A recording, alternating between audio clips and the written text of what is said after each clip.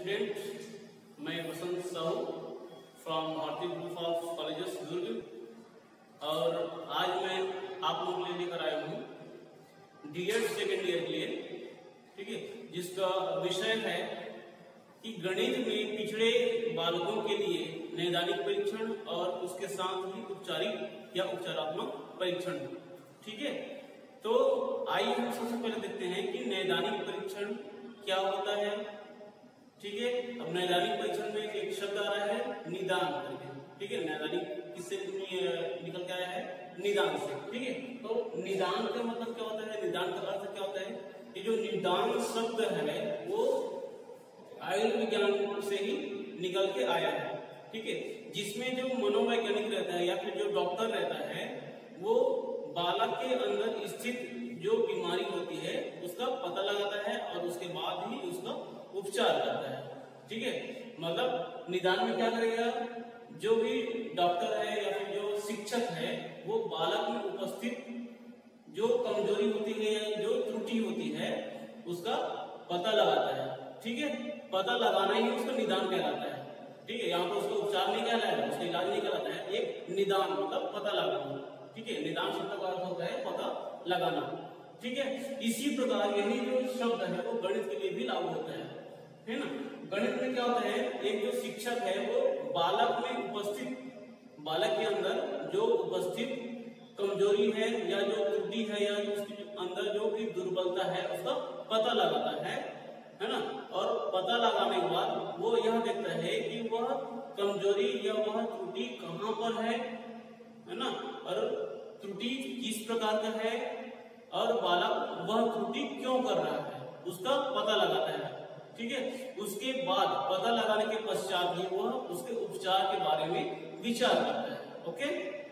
तो इस प्रकार से हम निदान का अर्थ यह कह सकते हैं कि गणित शिक्षण में बालक के अंदर निहित कमजोरी या उनकी दुर्बलता का पहचान करना कि उनकी कमजोरी कहाँ पर है, वह कमजोरी किस प्रकार की है और वह बालक यह त्रुटि क्यों कर रही है, इसका पता लगाना ही निदान कहलाता है, ओके, ठीक है। तो ये हो गया निदान का अर्थ। उसके पश्चात निदान करना है ना।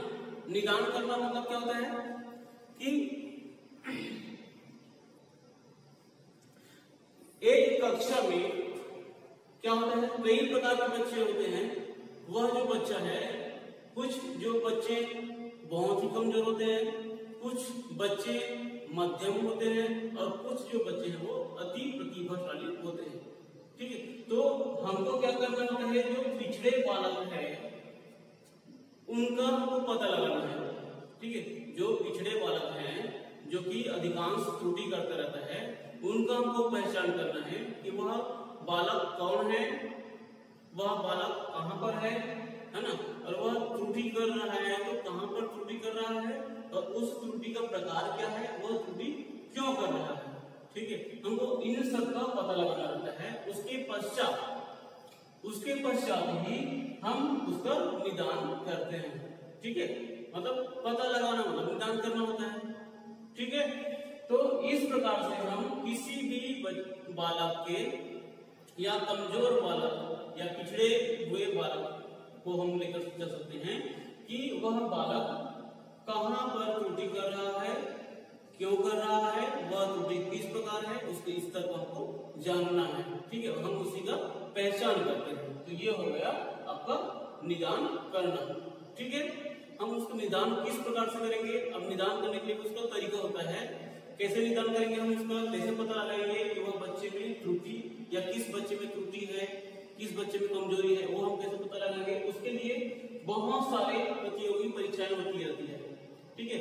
मतलब विषयवार परीक्षा होती है, सप्तांत परीक्षा होती है या फिर त्रैमासिक परीक्षा होती है या अर्धवार्षिक परीक्षा होती है या फिर कक्षा में जो जांच परीक्षा होती है, उसकी सहायता से ही हम यह पता लगा सकते हैं कि कौन से बालक में कौन सी कमजोरी है ना, और वह किस विषय में बहुत कमजोर है और वह कमजोरी क्यों कर रहा है, कहाँ पर कर रहा है, हम इसका पता लगा सकते हैं, ठीक है। तो इस प्रकार से ये हो गया निदान करना, ठीक है, हो गया। उसके बाद नैदानिक परीक्षण के उद्देश्य। अब हम कोई परीक्षण कर रहे हैं तो उनका कोई ना कोई उद्देश्य तो होगा, ठीक है, उनका कोई ना कोई तो उद्देश्य होगा। नैदानिक मतलब निदान से ही लिया गया है, ठीक है।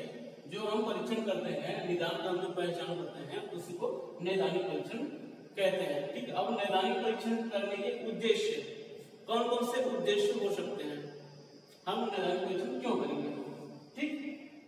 तो क्यों करेंगे हम नैदानिक परीक्षण कि हमको यह पता लगाना है कि एक कक्षा में रहने वाले बालकों के बीच में कुछ बच्चे बहुत ही पिछड़ापन है, कुछ बच्चों में वह थोड़ा सा देर से समझते हैं और कुछ जो बच्चे हैं वो प्रतिभाशाली हैं, ठीक है। तो हमको क्या करना है, जो पिछड़े वर्ग के जो बच्चे हैं, जो पिछड़े बालक हैं, उनका हमको पहचान करना है। क्यों पहचान करना है, क्योंकि वह जो बच्चे हैं वो अन्य बच्चों की तरह ही अच्छे से पढ़ सके, समझ सके, ठीक है। यानी कि निदान करने का नैदानिक परीक्षण के उद्देश्य यही होता है कि बालकों में निहित जो त्रुटि होती है, जो कमजोरी होती है, उसका पता लगाना और उसका उपचार करना, ठीक है। इसी का यही हमारा मेन उद्देश्य होता है। उसके साथ ही नैदानिक परीक्षण में हमको यह भी पता लगाना है कि वह जो कमजोरी है बच्चों में क्यों आ रहा है, ठीक है। क्या कक्षा के वातावरण के कारण आ रहा है, या क्या शिक्षण विधि के कारण आ रहा है, या उसमें जो शिक्षक की कमजोरी के कारण आ रहा है ना। तो उसका हमको पता लगाना होता है। नैदानिक परीक्षण के उद्देश्य में यही है कि किसी भी बालक में कमजोरी या त्रुटि क्यों हो रही है, वह कमजोरी क्या है और किस प्रकार की कमजोरी है, उसका स्तर क्या है, इसका हमको पता लगाना है। और उसके साथ ही हमको अन्य बालकों की तरह उनका जो कमजोरी है उसका निदान करना है। निदान करने के बाद उसका उपचार करेंगे, ठीक है। और इस तरह से वह जो बालक है वह समस्या से दूर हट जाते हैं, समस्या से बाहर आ जाते हैं, ठीक है। तो ये हो गया नैदानिक परीक्षण के उद्देश्य, ओके।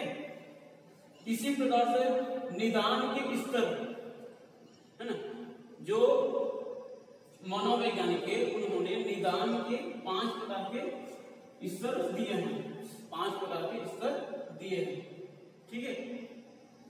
निदान के कितने स्तर होते हैं, निदान के स्तर फर्स्ट स्तर होता है।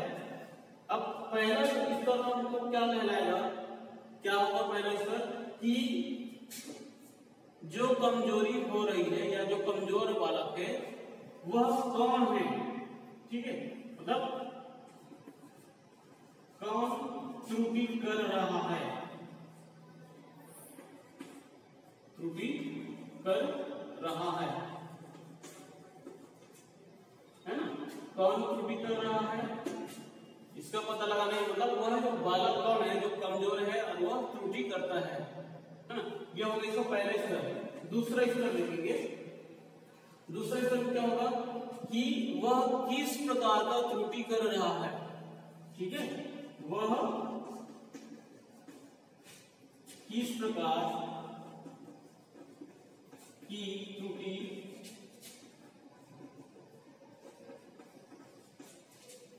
कर रही है या कर रहा है,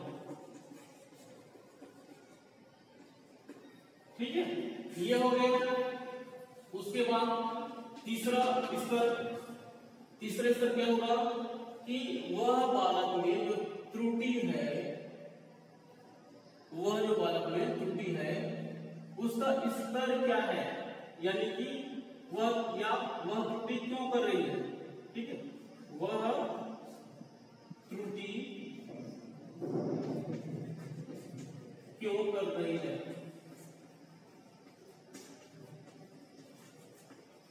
क्यों कर रही है, ठीक है, या कहां पर कर रही है, तो इसका हम पता लगाएंगे। हो गया। चौथा स्तर है, अब हम त्रुटि का पता तो लगा लिए हैं, ठीक है। अब वह त्रुटि क्यों कर रही है इसका भी हम पता लगा लिए हैं। अब अगला जो स्तर में हम क्या करेंगे, उस त्रुटि उस त्रुटि को दूर करने के लिए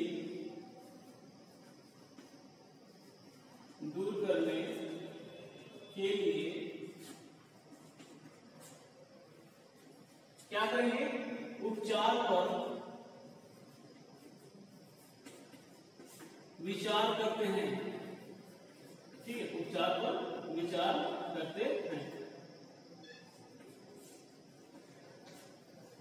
ठीक है, ये हो गया चौथा स्तर। इसी प्रकार से पांचवा स्तर। अब हम क्या करेंगे, बालक के त्रुटि का या उसकी कमजोरी का हम उपचार कर लेते हैं। उपचार के पश्चात, है ना, उपचार के पश्चात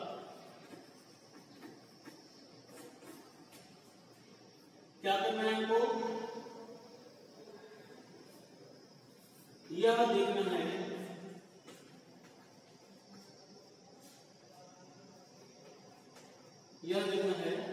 कि जो बालक है यह देखना है कि वह समस्या जो बालक ना हो। ठीक है, ये 5 स्तर हो गए। तो पहले स्तर में क्या होगा, वह कौन से बालक है जो त्रुटि कर रही है या वह कौन सा बालक है जो कमजोर है। ठीक है, इसी प्रकार से दूसरे स्तर में देखेंगे कि जो बालक त्रुटि कर रहा है उसकी त्रुटि का प्रकार क्या है। ठीक है, वह किस प्रकार की त्रुटि कर रही है, मतलब वो पढ़ने में त्रुटि कर रहा है या लिखने में त्रुटि कर रहा है या वह गुणा भाग में त्रुटि कर रहा है या फिर किसी भी प्रकार का त्रुटि कर रहा है, उसका हमको पता लगाना है। ठीक हो गया। उसके बाद तीसरा स्तर है, वह त्रुटि क्यों कर रहा है। ठीक है, तो बालक जो त्रुटि कर रहा है या जो बालक कमजोर है वह कमजोर क्यों है या त्रुटि क्यों कर रहा है। अर्थात हो सकते है वह शिक्षण विधि के कारण उसका त्रुटि हो रहा है या उसको पढ़ने में कोई परेशानी हो रही है, कोई समस्या हो रही है, तो इसका हमको पता लगाना होता है। ठीक है, इसी प्रकार से चौथा स्तर में देखेंगे कि उस त्रुटि को दूर करने के लिए उपचार का या उपचार पर विचार करते हैं। ठीक है, उस त्रुटि को हमको क्योंकि त्रुटि का पता चल गया है कि वह त्रुटि किस प्रकार का है या क्यों कर रही है। अब हम क्या करेंगे, उसके त्रुटि को या उसके कमजोरी को दूर करने के लिए उपचार हम विचार करेंगे। ठीक है, अब उसके बाद पांचवें स्तर में हम क्या करेंगे, उपचार करने के बाद हम बालक की जो समस्या है उसका हम उपचार कर लेंगे। उसके बाद हम यह देखेंगे, हमको यह देखना आवश्यक होगा कि जो अभी त्रुटि उत्पन्न हुआ था या जो कमजोरी यहाँ पर बच्चों में उत्पन्न हुआ था वह दोबारा ना आए, और इस प्रकार के हमको शिक्षण विधि का प्रयोग करना पड़ेगा। ठीक है, उसके बाद ये तो हो गया निदान के स्तर। ठीक, अब आगे हम देखेंगे उपचारात्मक कार्य। अब उपचार तो हम यहाँ पर कर सकते हैं, लेकिन उपचारात्मक कार्य या उपचार किस प्रकार के करेंगे उसको देखते हैं। ठीक है, तो उपचारात्मक कार्य क्या करेंगे हम,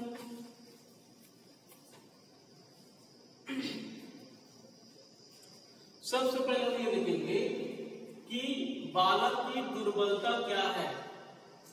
बालक की दुर्बलता क्या है उसका हम पता लगा लेंगे।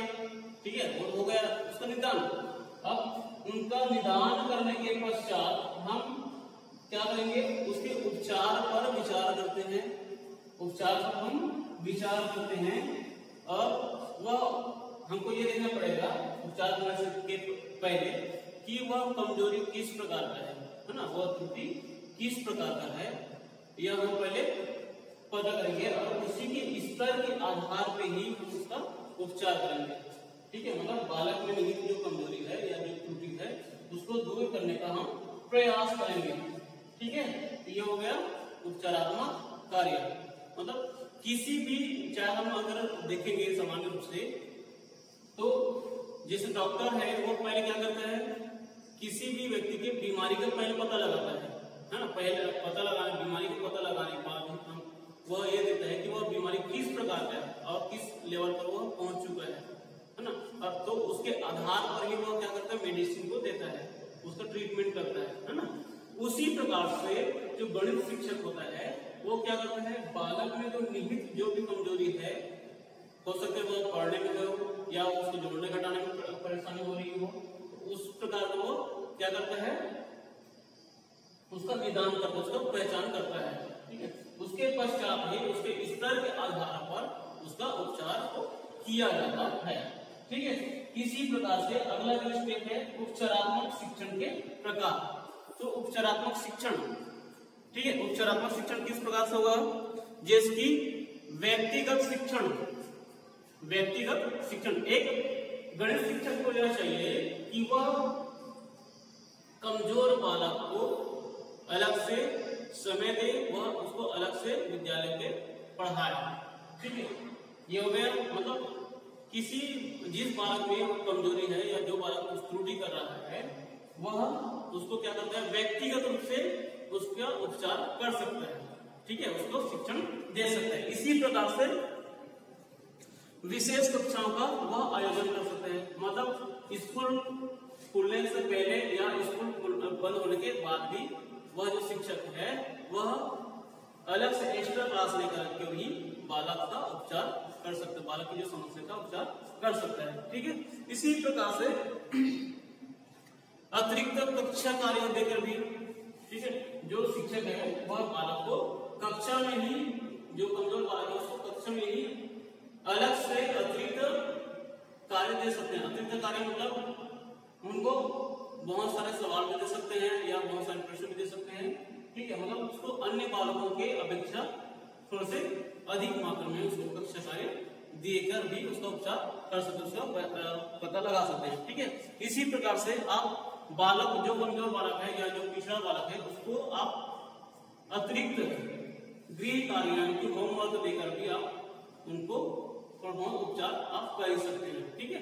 इसी प्रकार से जो कमजोर बालकों के लिए जो उपचार या जो उपचारात्मक शिक्षण है ना, उसका पता लगाना है और उसके पता लगाने के पश्चात या तो उस बालक में निहित जो शिक्षण में जो त्रुटि होती है ना, उसका आप निदान करोगे, उसके बाद उसका उपचार करोगे, ठीक है।